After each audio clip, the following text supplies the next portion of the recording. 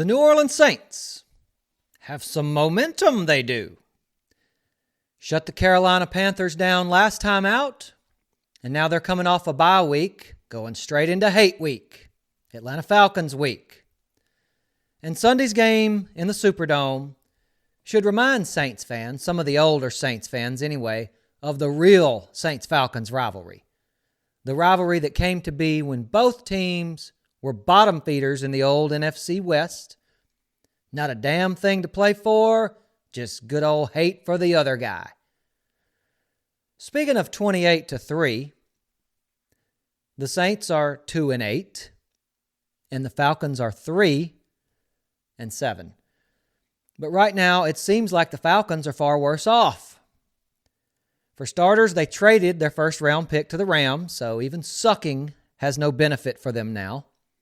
And number two, the guy they hoped would be the franchise quarterback, 2024 first-round pick Michael Penix Jr., is out for the year.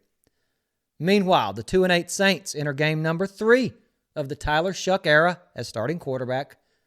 And the rookie, well, if you watched the Panthers game 2 weeks ago, you know he was impressive. The arm strength, the pocket awareness, the wheels, all on display.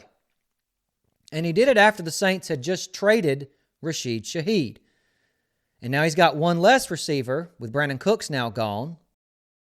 So it is now time for Devon Vile to step up and prove he was worth those draft picks that Sean Payton appeared to con the Saints out of.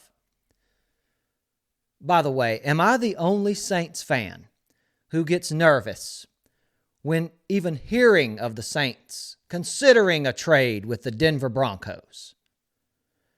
I can just imagine Payton with a bunch of staffers in his office all around him, trying to keep from snickering as he just abuses Saints general manager Mickey Loomis in another trade. Hi, Mickey.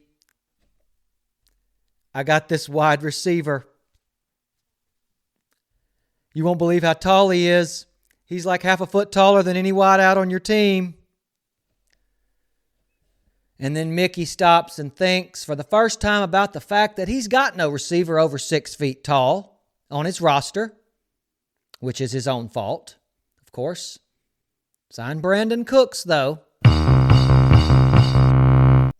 Heading into Week 12, the Saints' 2 offensive tackles, the first-rounders, Banks and Fuaga, in their first and second years are the bright spots of this offense right now, along with Shuck.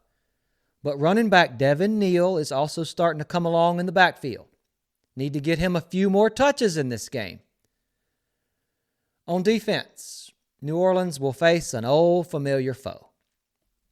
As stated earlier, Penix cannot perform, so Kirk Diggler steps in, ready to penetrate the defense. Old Kirk Cousins gets the start. But he don't exactly look like Kirk Cousins anymore. And he's facing a Saints defense that's playing very well. Demario Davis does not age, apparently. He's not only 4th in the league in tackles, but he's got 30 tackles more than anybody else on the Saints roster, on the Saints defense.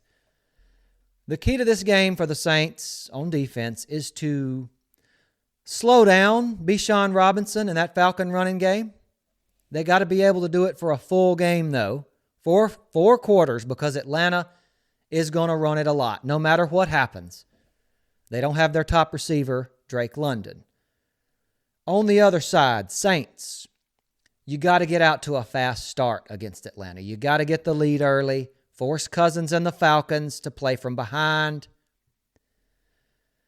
and use Neal, Kamara, Taysom Hill to grind it out on the ground. And you ought to be looking at 2 straight wins. And I think that's what'll happen. New Orleans gets a well-deserved win for the home crowd in the Dome. Saints 28, Falcons 3. Just kidding. Saints 20, Falcons 13. On a more somber note, it is difficult to get excited about the Saints' future after owner Gayle Benson's comments this past week, her almost irrational comments defending General Manager Mickey Loomis. Now, if the Saints can get a few more wins this season where everything clicks, that'd be a big deal for Coach Kellen Moore going into the offseason. But Gayle's comments make me believe Loomis has maybe the longest leash in the history of NFL general managers. 2-8 record, hadn't sniffed the playoffs in 5 seasons, and the owner sings his praises and wants to fight anybody who doesn't. Gayle says firing Mickey would be crazy. Thinks he's doing a great job. Well, hearing that makes me think she either doesn't care or Mickey Loomis has pictures of Gayle Benson in some wild Rampart Street orgy involving donkeys and goats and whatever else. Imagine that. Or don't. Thanks for watching. Please like and subscribe. For Arthur the Party Dog, I'm Ruddy Rutledge, and this is some Bayou Football.